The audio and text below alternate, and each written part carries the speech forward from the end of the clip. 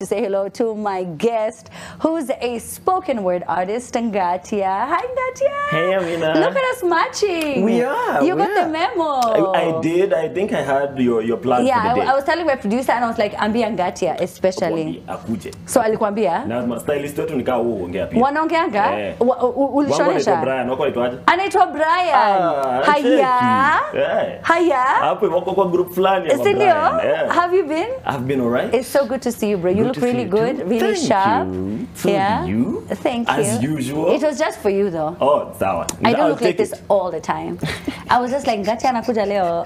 I gotta do something. I gotta do something. Really but I really dig your style, and not only your fashion sense, but also your way of thinking. Oh. Yes. Hebu tupigie walimu wangu tu sahi. Niwaambie, especially wa Mao. Mwalimu wa math Amina amesema. Huko ni wapi? Huko ni wapi tu? Huko ni wapi umefika? Huko ni wapi? Hajui. Were you a noisemaker or like a troublemaker in school? Yes. I tried my best, but I was labeled one. Oh. Yes. What do you mean you tried your best? I was just being me. Right? But then it turns out being me is being a troublemaker. Oh, your character. Yeah, and even when I chose not to do it, but only going the problems because my chosen activity was then sleeping in class, which apparently pia ni shida. Wait, what do you mean your chosen activity? To get out of trouble. Kama unaongea, unachokozana, the easiest way to get out of that is to sleep in class. So you would just like what? Like bend down and close your eyes? Yeah, or read my novels. I did that during geography though. Geography? Shout out to my geography teacher in Form 1 and Form 2. She would just walk in and I would just put my hand on the desk and Unaenda tu. So you have no idea what Rift Valley is, the Mount rocks, Kenya, nothing. Rocks? No. Oh my God. No. Hey, ni Dwayne Johnson, as long as you know that one. I'm just like, if you smell what the rock is cooking, I'm like, I understand geography. What are you talking about? But it was a nightmare. It was quite a trip. Where did you go, high school? I went to a school called Nkobo High School. It's in Meru. Not a lot of people know it until you start mentioning people who went there. Who went there? Francis Maura, I think. Oh. Naikuni. Naikuni KQ. Yes. I went there. We have Ngartia. We have Ngartia. Hello, we have. hello. Oh my God! There was the tragic story from like a month ago. The other Brian, he also went there. Which the pilot. Yes, and the influencer who passed on a couple of yes. Oh, you went to the same school as Brian? She was a few years after. I think their year is the one that broke a drama festival curse we had. Oh, they were breaking generational curses. Walikuwa na break generation. Sisi tulishindwa bwana. Sisi tulingangana ikatushinda. Na when you went in creative, aje. Sasa haikuwa imefunguka, kuna kitu lazima unlock. Na huko I think tukiwa wocha kuna kitu mahali kwa maji. Kuna mtu alifanya kitu. Hapo ile evil eye unaijua pia. Yeah, naielewa kabisa. Yes. So it wasn't you guys. No, it wasn't. Was just them. It wasn't us. It was something in the air. Now, a lot of people, when they get to spoken word, they say that they got into it because it was therapeutic. They got into it because it was an outlet. Was it the same reason for you? Yes, it was.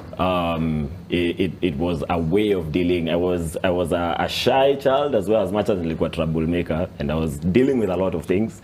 And writing became the way for me to express myself when I couldn't speak out. And it was also a way ya kuongelesha wasichana. And to make money, especially when we were in school and we used to send those letters na the writing pads.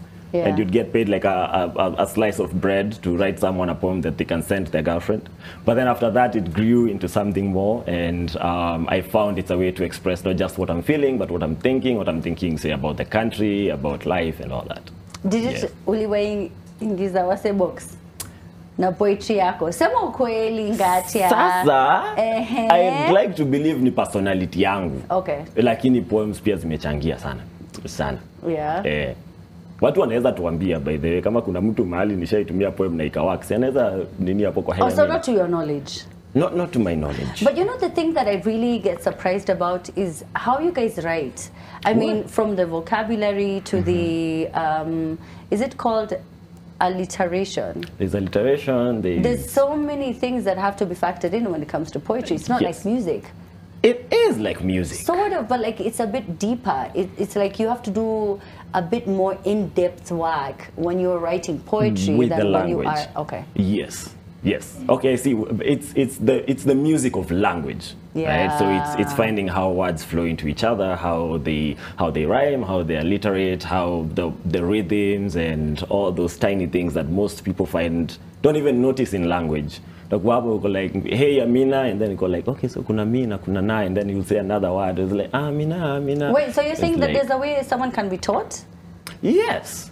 You can be taught, as long as you can be taught to recognize the patterns in language and to enjoy how it goes, because poetry cuts all across. If you enjoy rap, you already enjoy poetry, because rap is really just poetry that has been set to music. That's why King Kaka is such a dope rapper. Yes. Because he was a spoken word artist. Yes. And I also believe that it helps, you know, for Adele Onyango, she was also a spoken word artist. I feel like it also helps if you're going to be in broadcast media. Yes. Actually, Adele's gig is one of the first ones where I attended when I started out poetry. She had an event called, it was Adele at Ignite. And then she moved it to Junction, and your time we were like, oh my God, Adele gave me an opportunity. And if it wasn't for people like Adele, I don't think I'd be here today. Stop, don't say that. No, that's true. That's true. She's one of the. Was it because the spaces were so few to showcase your talent? Yes, and as I said, I was coming fresh from Meru. I didn't know people, and you show up, and people like Adele were very open to being like, okay, there's new talent, let's give them space.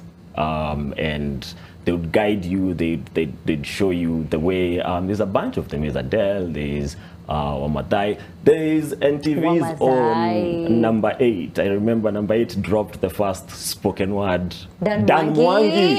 You know him as Dan Mwangi. Yeah, who do you know him as? As Number 8. That's his that's his stage name, unless he dropped it, in which case, apologies.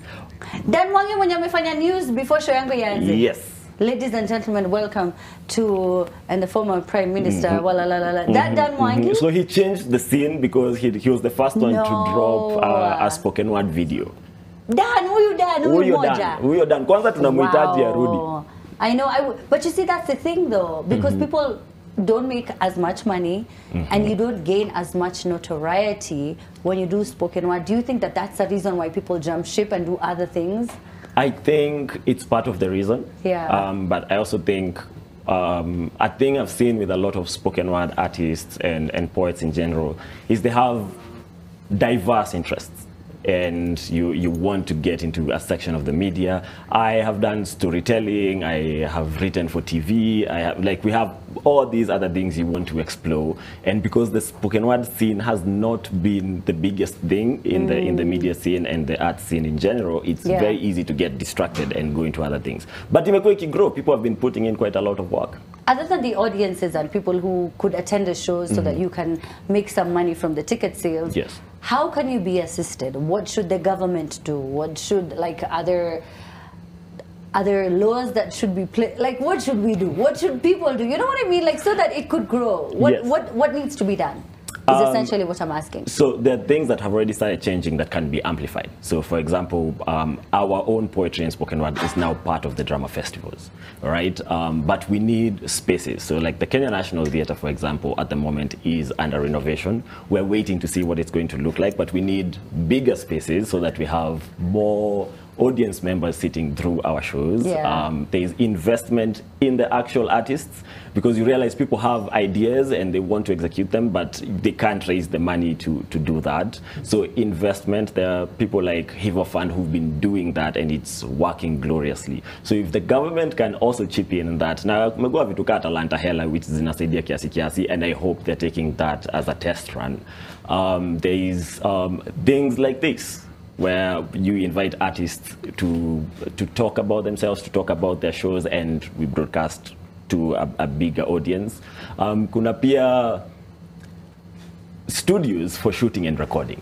So we have for music, for example, there's the permanent presidential music studio in Ikwapo State House Road. But there's nothing for poetry. We have published poets whose work is not being studied in the syllabus, or you can't find it in the Kenya National Library, for example. So those are some of the things. Oh. Yeah.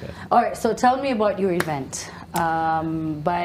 Directed by Nyokafi. By the brilliant Nyokafi Masharia. Nyokafi is always busy, by the way. Yo. Like she last week or 2 weeks ago was just like she had her she was had acting. her show. You saw that? I was there. Okay, I had to watch so it. now here she had time to direct it. So it was crazy. I don't even know how Nyokafi does it, because she was doing our rehearsals as the director and then switching to go for rehearsals as an actor in the play she was doing. Our show is called Dai Verse. It's my comeback into the poetry scene. As I'd say, that disappeared. The last time I did my own show was 9 years ago. It's happening this Sunday, the 21st of April, at Bribe and Gitanga Road. And it's a collection of work I've been writing for the last 10 years. And we're doing it in a dramatic way, because Nyokafi being there is just brilliant. But with amazing musicians like Chemutai Sage and Vini. How did you convince Sage? Because Sage is an amazing human being who's very open to ideas, and as it turns out, an amazing actor as well. I'm really waiting to see but I directed her in another show I started called Too Early for Birds, which tells stories from Kenyan history. So we have a bit of a working relationship, but I'm her fan and she's a fan of my work, so it was an easy pitch, I would like to imagine, yes. Okay, so when is the event? Tickets, sales? The event tell me is on about the prices. 21st. We have 2 shows on Sunday. There's one at 2 p.m. and there's another one at 6 p.m. This Sunday? This Sunday. Kesho kutwa. And the tickets, at the moment, we've sold out the early bird tickets, so we are selling the advance tickets at 2,000 bob. You can find them on mook.com. Okay. And you can find more details on my pages at Ngartia, Ngartia. That's not the way it's spelled, though.